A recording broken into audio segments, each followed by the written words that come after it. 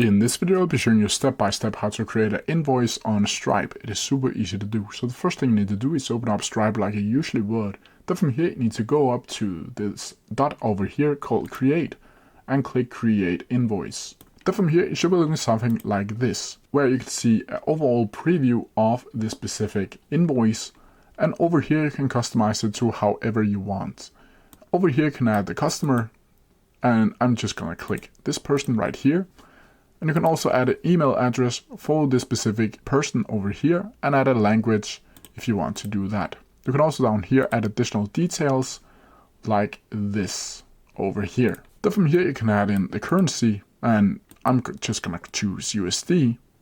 You can add in an item of your product catalog if you want to do that, and if you don't already have one, you can add a new line item over here and manually click in the item and the price for the specific item. You can also click here whether or not you should add item to product catalog.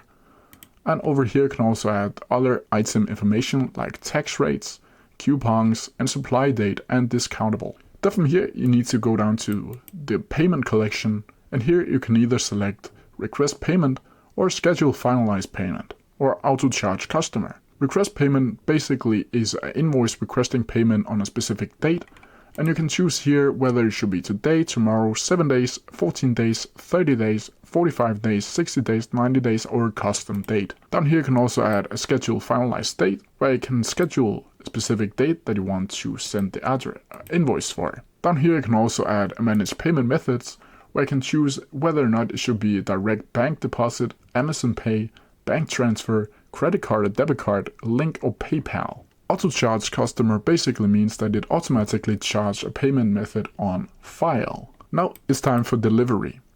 And here you can select if it should be an email or not, aka be sent as a PDF file. Down here you can also add additional options. And down here you can add the template, and if you don't already have a template, you can create a new one, or you can manage all already existing templates and choose one of those. You can also add a memo, where you can say all of this.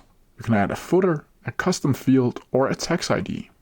Down here you can also add the PDF page size, where it should be an A4 site or a letter site. And over here you can see the preview of this specific invoice. And you can choose either invoice PDF. You can see how it will look like as a mail or a payment page over here. Then from here you can either click hide preview, or you can create invoice.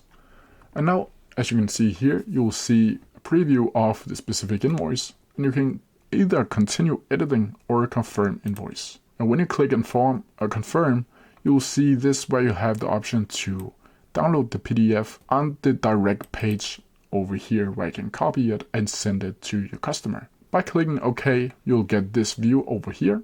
And that's how you do it. If you have any questions about it, please leave them down in the comment section below, and I'll try my best to answer them as quickly as possible. See ya!